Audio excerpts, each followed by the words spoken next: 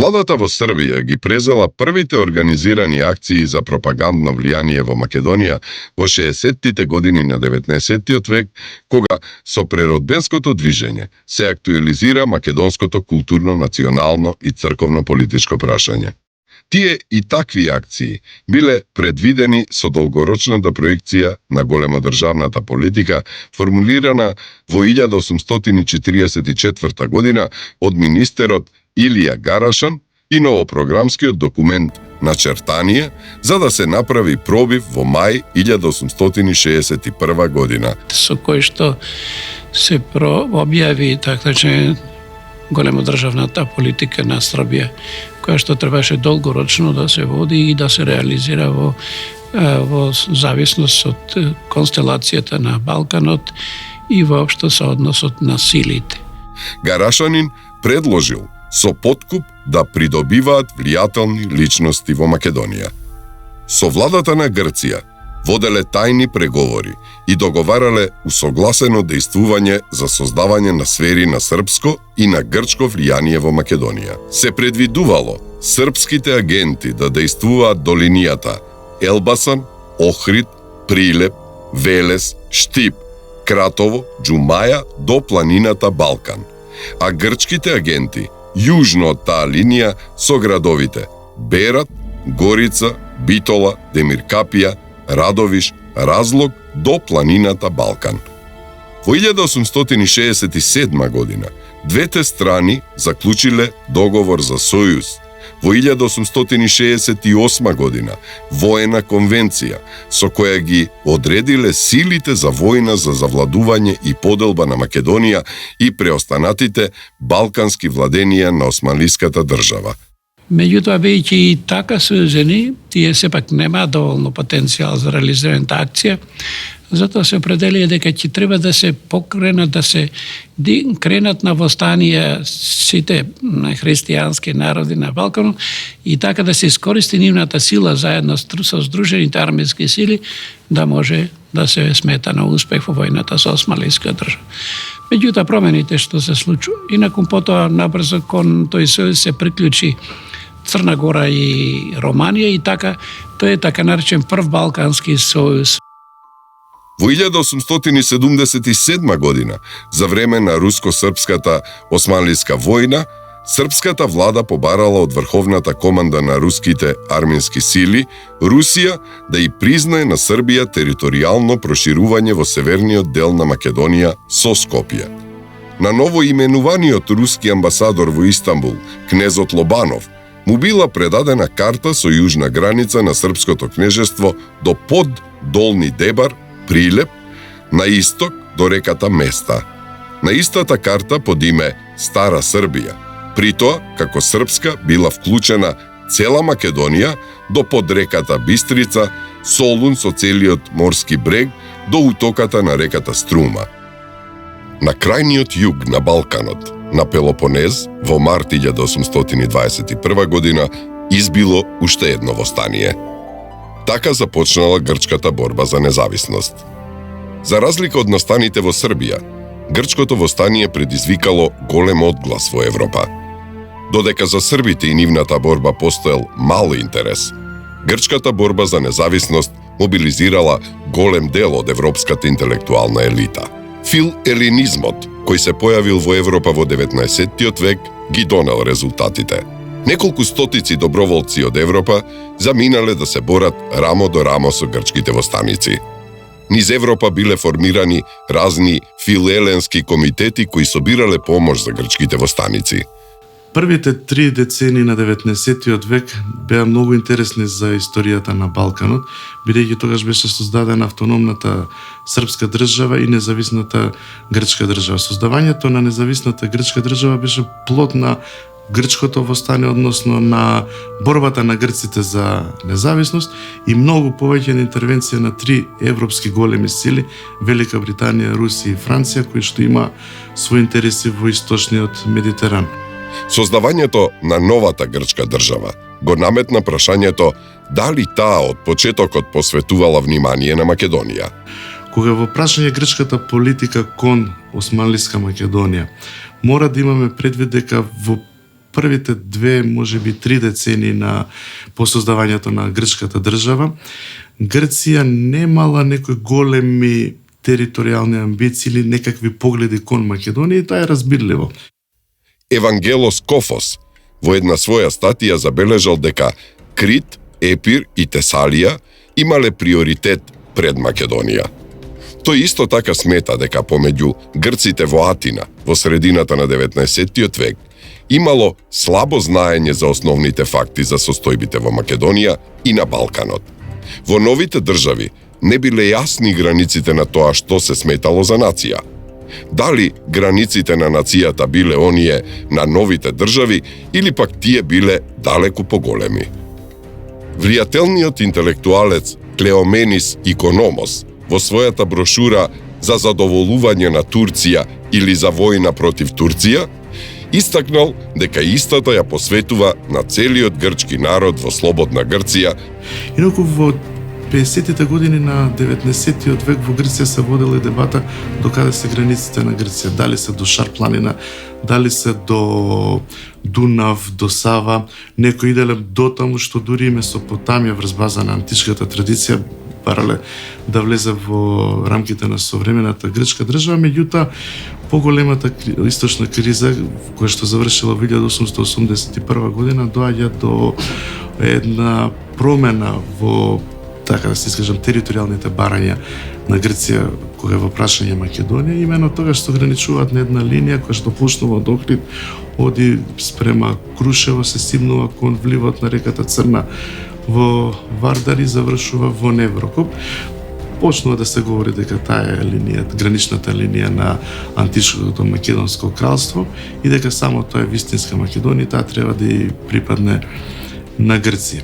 По поразот на Османлиската држава, со оној познат Сан-Стефански мировен договор, русите објавија создавање голема бугарска држава или така наречена Сан-Стефанска Бугарија, во која што влегуваше најголемиот дел од Македонија, освен некои југоисточните делови кои што беа изземени, и на тој начин империална Русија или царска Русија настојуваше, бидејќи Балканот беше посебно важно стратегиско подрачје или регион, да на тој начин преку Бугарија и Македонија излезе на Егејското море, односно на Средоземното море. По неуспехот да повлијае на руската дипломатија за откажување од Сан-Стефанскиот проект и да се застапи за ослободување и државна самостојност на Македонија, угледниот македонски представник, пратеник во Османлискиот парламент, Димитар Робев, отпатувал во Србија да бара Србија да се застапи за самостојна држава Македонија. На 14 мај 1878 година бил примен од председателот на владата и министер за надворешни работи Јован Ристич, кој веќе бил информиран за политичките акции што ги преземал Робев, дека сакал создавање независна Македонија. Ристич и неговата влада биле против создавањето на држава Македонија, колку и против Сан-Стефанска Бугарија. Било игнорирано и барањето поднесено на 12 јуни представници на македонските емигранти во Србија, архимандритот Сава на Конгресот во Берлин да ја предаде петицијата со 19 подпишани со молба да се представи желбата и молбата на целиот македонски народ за создавање автономна држава Македонија. На 24 јуни 1878 година председателот на српската влада Ристич до Берлинскиот конгрес упатил еден мемоар во кој што бара кон новата српска држава да биде припоена и територија од Северна Македонија, односно Крива Паланка до Кичево. За таа цел на Берлинскиот конгрес бил испратен архимандритот Сава како представник на Одборот за Стара Србија и Македонија, кој што како контра барање на рускиот проект за формирање на Сан-Стефанска Бугарија, поднел барање цела Македонија да и припадне на Србија. Нормално на Берлинскиот конгрес овие српски барања биле целосно игнорирани. Политиката на големата сила Русија не била во согласност со политиките на другите големи сили, во прв ред тоа се Австро-Унгарија, Германија, Велика Британија, и тие со сите сили и средства закани економски мерки, политички, воглавно дипломатски, ја принудиле Русија да се откаже од овој Сан-Стефански договор и се организирал конгрес во Берлин. Имено од 13. јуни до 13. јули 1878 година е одржана Берлинска конференција, Берлински конгрес, на кој што резултира со подпишување на Берлинскиот договор и признавање на независноста на Србија, на Црна Гора, на Романија, на Грција, дел од територијалните проширувања се признаени како независна држава, а Бугарија е прогласена за трибутарно кнежество, односно за зависно кнежество од големите сили. За жал, Македонија не добила ништо со овој договор, иако во членовите 23 и 62 се предвидувала своевидна верска и политичка автономија за земјата. За Македонија беше целосно изземена со целата во рамките на жите природни, етнографски и географски граници, да остане во составот на Османлиската држава, со тоа што со членот 23 од Берлинскиот мировен договор беше предвидено да се воведе реформи, односно да добие статус на привилегирана провинција и да има посебен статут, како органски статут, како се велеше, со кој што ќе се регулира како ќе функционираат натре уредувањето на таа привилегирана провинција, или онај, така речеме, член 23, на кој што подоцна нашата револуционерна организација, нашите револуционери ќе се повикуваат како меѓународно правно признато право на автономност и на државност. Но без оглед на тоа што политиката не донела ништо добро за Македонија и за македонците, го имаме македонското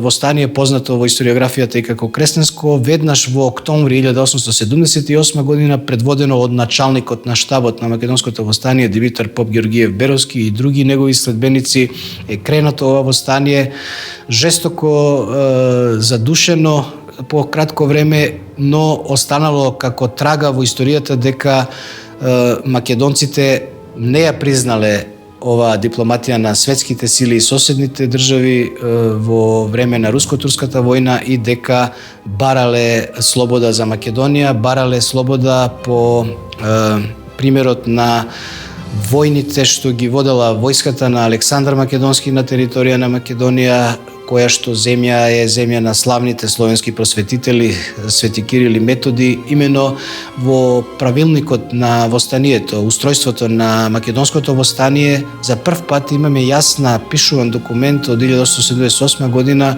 каде што стратегијата на македонското ослободително дело се проектира со внатрешни самостојни сили. Во 1880 година била издадена книга од Милојко Веселиновиќ, насловена како «Историска студија», со тврдење дека србите од антика ја населувале Македонија. Владимир Карич објавил книга насловена како «Српска земја», во која ги представил границите на посакуваната Српска Македонија.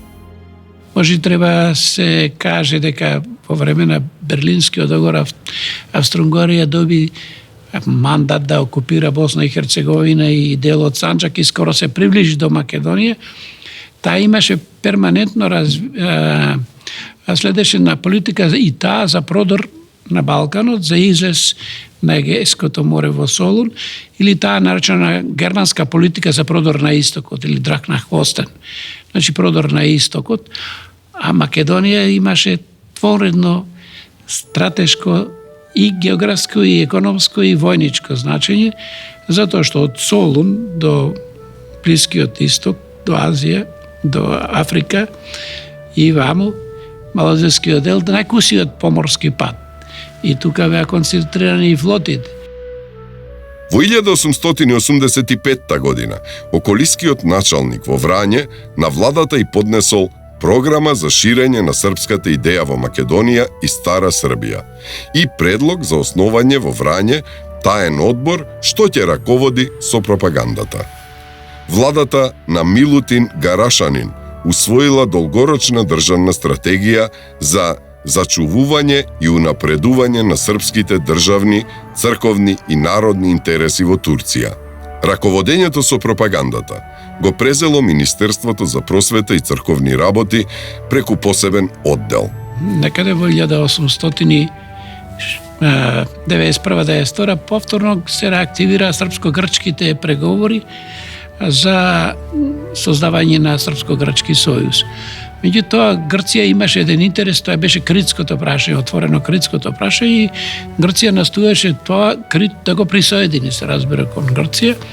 Меѓутоа, поради неможноста да се спогодат докаде чии интереси се во Македонија, тие преговара каде ќе действуваат грчката пропаганда, односно нивните пропагатори, докаде српската. Еден од начините за засилување на грчкото влијание во Османлиска Македонија била пропагандата на црковен и образовен план. Еден од начините преку кои што грчката држава се обидувала да ја засили својата пропаганда во Македонија и да стекне поголемо влијание било образованието, односно отворањето на училишта. Така во 1886 веќе имаме над 800 грчки училишта во Македонија, од кои што поголемиот дел се наоѓале во Јужна Македонија, односно во делот кој што денеска припаѓа на Република Грција. Меѓутоа, мощне голем бил бројот на грчки училишта и во територијата што е денеска Република Македонија, па така ни ги наоѓаме освен во Битола, Струмица, Крушево, дури на север до Скопје. Колкаво значење се придавало на Македонија можеме да видиме од зборовите на Драгумис кој што вели да ја спасиме Македонија бидејќи таа ќе не спаси нас. Именно понекогаш дури 75% од средствата кои што грчката држава ги одвојувала за пропагандни активности на османлиска територија оделе за Македонија. Не оделе за Епир, не оделе за Тесалија, туку оделе за Македонија. Зошто е тоа така? Многу едноставно. Поголемиот дел од населението во Османлиска Македонија, и особено во оние делови на Османлиска Македонија каде што Грција имала интерес, немал грчко етничко потекло. Исто така, не треба да се заборави и фактот дека Цариградската патриаршија на почетокот на 19 век веќе била целосно грцизирана, иако некои нејзини представници не заборавале на екуменскиот карактер. Дали тоа ќе биде преку образование, дали тоа ќе биде преку финансирање на лични потреби заради сиромаштијата на тоа население, дали тоа ќе биде преку финансирање на разни интернати кои што ги имала во Османлиска Македонија, тоа веќе не било толку важно. Важно било преку финансиски средства да се засврсти грчката идеја во Османлиска Македонија. Некаде било успешно, некаде било помалку успешно. Треба да се забележи формирањето на Цариградскиот силогос за ширење на грчката писменост во 1861 година. Тоа било првото здружение кое се бавело со пропагандна активност на образовно поле.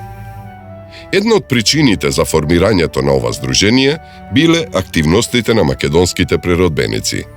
Негови клонови биле формирани во повеќе македонски градови.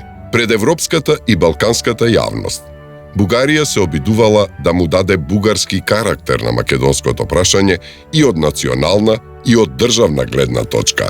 Во 1883 година, бугарскиот министер за надворешни работи Константин Стоилов подготвил долгорочна програма на Бугарија во однос на Македонија и македонското прашање, според која владата во Софија требало да вложи поголеми финансиски средства во конституирањето на бугарскиот просветен систем во Македонија и да ја изгради потребната патна и железничка инфраструктура на бугарската држава за што подобро поврзување со Македонија. Точно е дека бугарските влади, бугарската држава биле помалку расположени за преговори за Македонија, за разлика од владите на Србија и владите на Грција.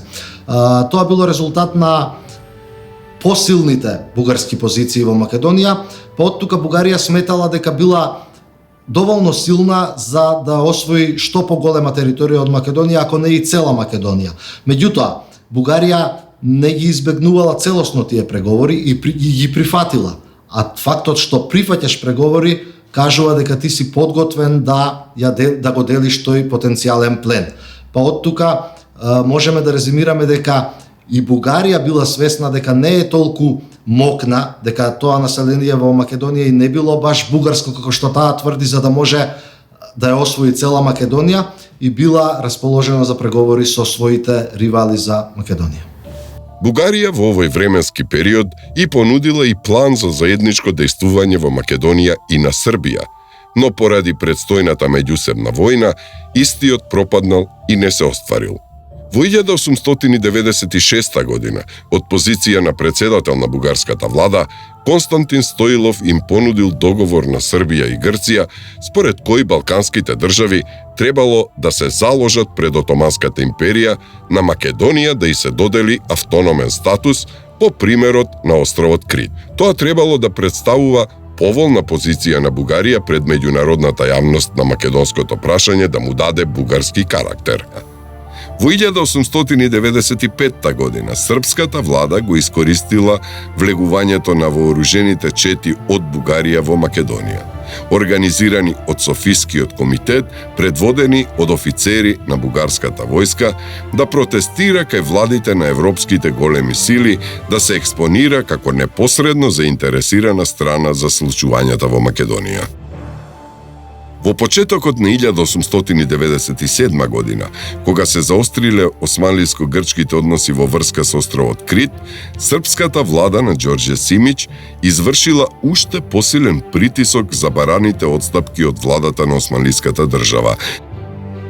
Во почетокот на 1903 година, српскиот генерален конзул во Битола известил во Белград дека Македонската револуционерна организација го издигнала револуционерно знамето со девиза Македонија на македонците и дека се заканувало македонското прашање да влезе во завршна фаза на разрешување. Следувале настаните што силно ја загрижиле српската влада. Во Македонија било објавено и Линденското востание и создавањето на македонска државност. Британскиот весник Daily News на 12 август 1903 година ја пренесол изјавата на свештеникот Тома Николов во името на организацијата дека во Македонија борбата се води за создавање автономна држава. Во почетокот на октомври, европските големи сили објавиле интервенција за спроведување специјална програма договорена во Мирчтег во Австрија за спроведување реформи во Македонија, без да бидат запознаени владите во Белград, Атина и Софија, кои настапувале како заинтересирани страни. За време на Илинденското востание во 1903 година, Бугарија преку дипломатски средства се обидувала пред европската јавност да создаде впечаток дека се работи за бугарско востание. Од воена гледна точка, Бугарија не се вмешала во борбените дејствија на востанието во Македонија.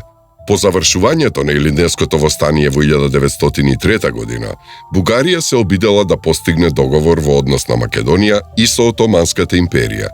Во контекст на таквата политика, владата на Рачо Петров во 1904 година склучила договор со османлиската држава според кој таа се обврзувала да спречи било какви дејствија од бугарска територија против отоманската власт во Македонија. Во исто време, бугарската влада склучила договор со Србија според кој се согласила да не се дозволи создавање на македонска држава во било каква форма, автономна или независна. Почетокот на Илинденското востание во Грција не предизвикало големо изненадување. Тоа што непријатно ги изненадило грчките политички лидери било учеството на патриаршиското население, македонци и власи во востанието. Кога ќе дојде до избивање на Илинденското востание, доаѓа до една помалку нелогична коалиција помеѓу Атина и Цариград, имено, односно Истанбул. Грците цело време поддржуваат Османлиската империја за да го задуши Илинденското востание. И секој би се прашал зошто е тоа така, па каде балканската солидарност, православната солидарност, како што православните христијани покажа солидарност кон грчките востаници, зошто сега ја немаме во овој случај. Одговорот е многу едноставен. Тоа востание беше против грчките интереси, како што и беше против османлиската власт. Меѓутоа, токму задушувањето на Илинденското востание возможи на грчката држава, заради војниот пораст на македонските востаници, на македонската револуционерна организација, и возможи на грчката држава да на некој начин да направи еден вид на мала војна интервенција која што ќе започне во 1904 година, која што грците нарекуваат македонска борба, со цел јужните делови на Македонија да бидат исчистени од четите на македонската револуционерна организација. И за таа нивна интервенција, исто така помалку чудна, има во некој случај поддршка од османлиските власти, на кој па им одговараше православните христијани меѓусебно да се судират. За да ја зацврсти бугарската пропаганда во Бугарија, владата во Софија формирала и така наречено второ политичко одделение при Министерството за надворешни работи, чија задача била само спроведувањето на бугарската политика кон Македонија.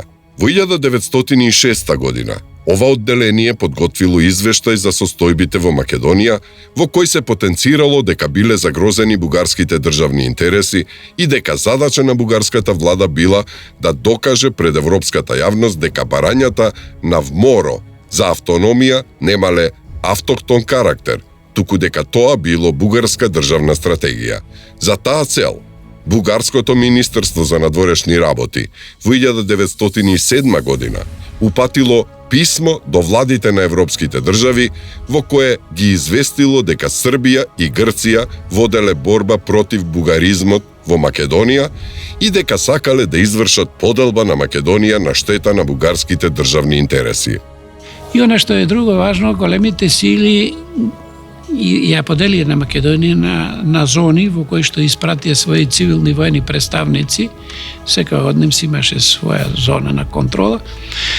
И сето тоа страшно ги исплаши овие Србија, Грција и Бугарија. Зошто? Затоа што тие го ценија во почеток како почеток на издвојување на Македонија, формирање еден систем натре кој што полека води кон автономија, а тие знаат сите помина од автономија до независна државност, и тие сметаат дека веќе сега со замешување на големите сили се става, така речеме, рампа на нивните територијални претензии во Македонија и настоја по секоја цена тоа да се спречи.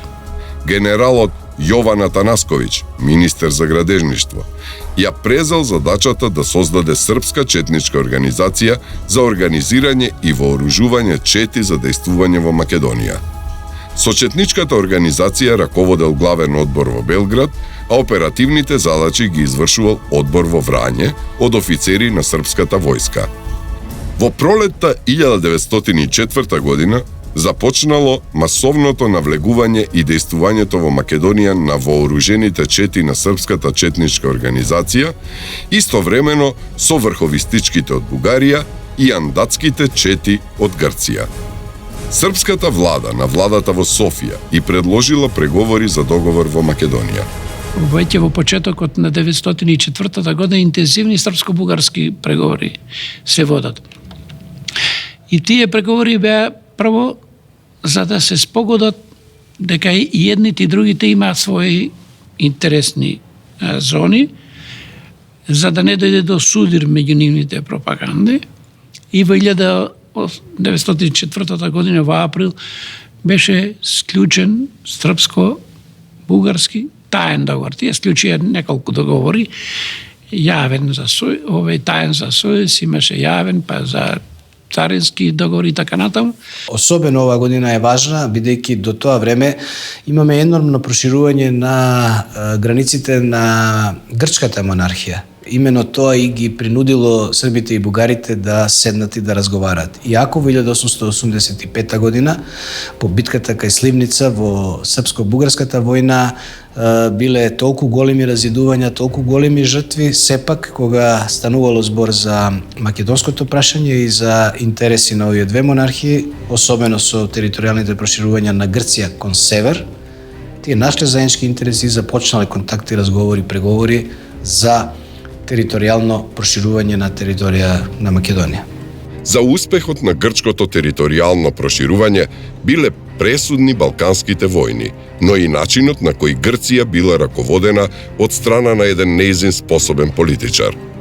Еден од најголемите грчки политичари во 20 век, Елефтериос Венизелос. Венизелос многу добро знаел дека со бугарите тешко ќе се договори околу Солун и делови на Македонија, затоа се уште додека трае првата балканска војна, тој веќе започнал да води преговори за сојуз со Србија.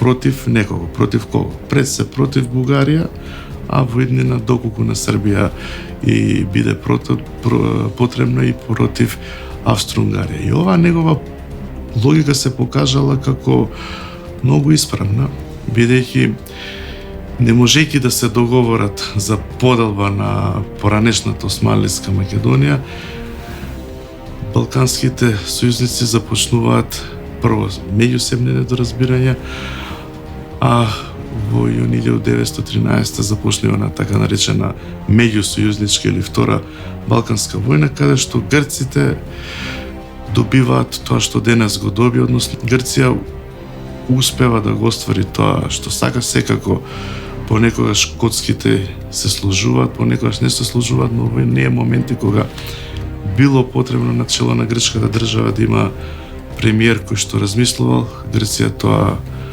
го имала.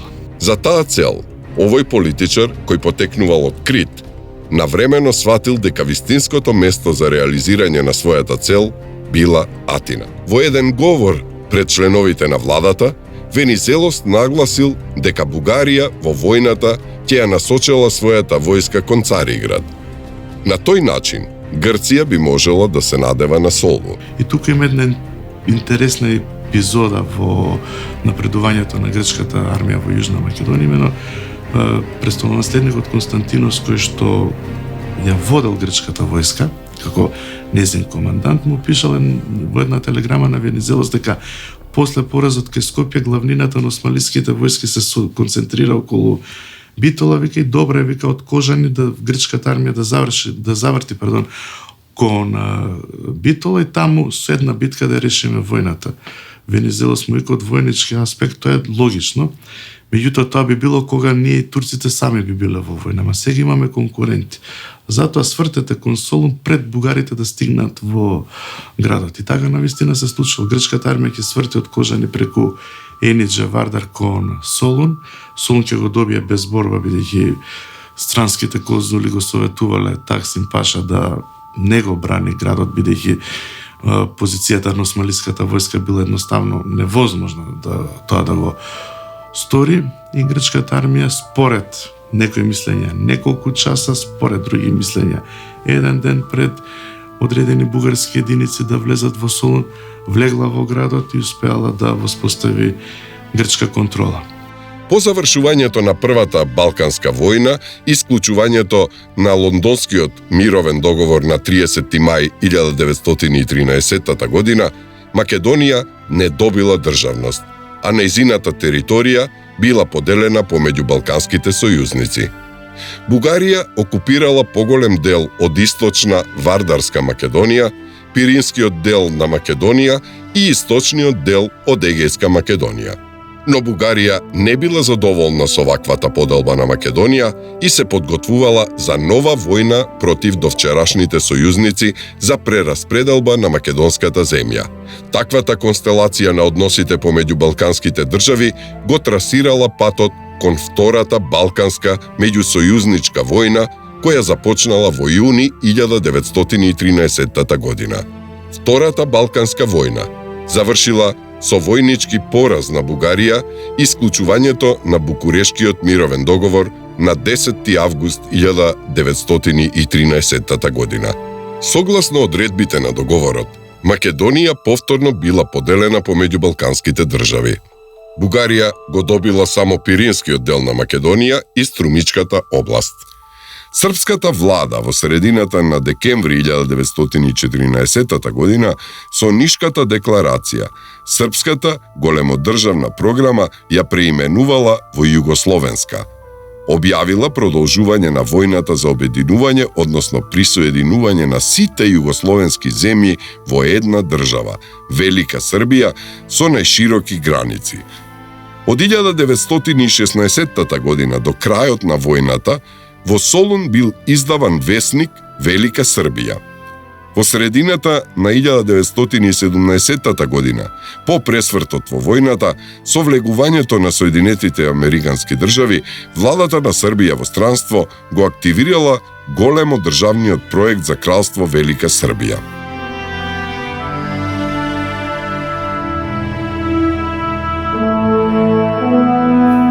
Во мај 1923 година со владата во Атина потпишала на 10 мај нова конвенција за српската слободна зона во Солунското пристаниште за период од 50 години, со што ја зацврстила својата економска позиција на Егејското море, а со тоа и влијанието во Грција. До времено влошување на односите дошло во 1925 година. Владата во Белград остро реагира на признавањето од владата во Атина на македонско национално малцинство и објавувањето буквар абецедар за настава на македонски јазик под притисок од Друштвото на народите. Во почетокот на март 1934 година бил постигнат начелен договор. Веднаш потоа, на 19 мај во Бугарија бил извршен државен удар. Новата влада во Софија на Воениот сојуз и партијата Звено, под председателство на Кимон Георгиев, ја забранила и ја растурила организацијата ВМРО. Владата во Белград внимателно ја следела ситуацијата во Средна Европа. Со постапното преориентирање кон Германија, сојузништвото со Грција го губело до тогашното значење. На Грција и предстоела окупација и поделба. Во Белград биле реактивирани српските планови за излез на Егејското море во Солун. Со такви планови настапувала и владата во Софија. На 1 март потпишала протокол за пристапување на Бугарија на Тројниот пакт.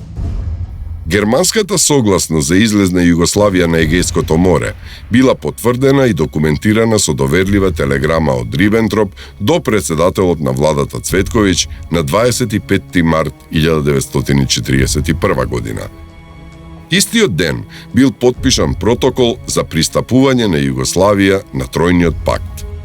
На 26 спрема 27 март во Југославија бил извршен државен удар, а новата влада под председателство на генералот Душан Савовиќ била пробритански определена. По државниот преврат Германија веднаш ја отпишала Југославија и одлучила да се ликвидира како држава. Тоа го искористила владата во Софија, за која договорот за откажување од претензиите на Македонија и вечно пријателство со Југославија немал никаква вредност.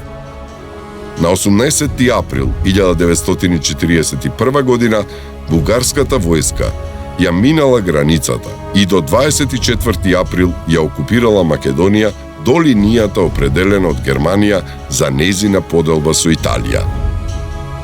Во Македонија започна оружената национално-ослободителна борба под раководство на македонските комунисти во составот на антифашистичка борба на народите на Југославија. Српски комунисти во раководството на Комунистичката партија зазеле став дека српскиот интерес налагал обновување на Југославија во предвоените граници, а со тоа и задржување на Македонија. Најдобро организирано да беше македонското ослободително револуционерно движење во рамките на кралството на србите и хрватите и словенци, односно на кралството Југославија, и многу и поповолни внатрешни состојби беа во рамките на Југославија, затоа што таа беше така составена од повеќе народи и со признат статус како што беа хрватите и словенците. И тука федеративната идеја беше многу посилно изразена и како програма. Важна промена настана, се разбира, со промените во раководството на Комунистичката партија на Југославија, доаѓањето на Тито, кога веќе и српските комунисти прифатија дека македонците се посебен народ, дека ти имат право на државност и на ослободување и така натаму, кое што за да се мобилизира, да се канализира и македонското ослободително движење во таа антифашистичко движење на Југославија и во таа борба против фашизмот во рамките на антифашистичката коалиција. И се разбира кај нас уште на самиот почетку Покраинскиот комитет, тогаш уште Методије Шаторов Шарло, објавија дека ќе се води борбата во рамките, се разбира, на движењето во Југославија, меѓутоа дека македонскиот народ ќе се бори за своето право на ослободување и обединување. И тоа беше она што понатаму доведе до промени, притисоци и промени на раководството и канализирање повеќе на пројугословенско така државно партиско раководство. Во јуни 1941 година бил објавен почеток на оружена, ослободителна и антифашистичка борба на народите на Југославија. Српското комунистичко водство ја прифатило реалноста и ја признало посебноста на македонскиот народ. Антифашистичкото комунистичко собрание на Југославија на 27 ноември 1942 година издало проглас до народите на Југославија, следствено и до македонскиот народ, со повик за заедничка борба за ослободување и создавање братска државна заедница на Србија, Црна Хрватска, Словенија, Босна и Херцеговина и Македонија. Авној, на второто заседание на 29 ноември 1943 година, донесло решение за обновување на Југославија и нејзино изградување како федерација на рамноправни народи и со своја државност. И не случајно уште веќе 43-та година, летото, се создаде првата голема единица и почеток на создавањето на македонската армија и се разбира со една стратегија самостојна оружена борба да се доведе до крај, до победоносен крај и ослободувањето на Македонија и прогласување создавање на држава. Инаку паралелно за цело време се создава на слободна територија органи на власт. И така да веќе до летото на 1944 година еден најголем дел од Македонија, се разбира од овој дел на Македонија, беше ослободен и се вршеа подготовките за прогласувањето на македонската држава. По завршувањето на оружената победоносна борба во Македонија, Асном на 2 август 1944 година прогласи конституирање на суверена македонска држава, Демократска Македонија, и донесе решение за стапување во Југословенската федерација на рамноправни народи заедно со Србија и другите федерални држави.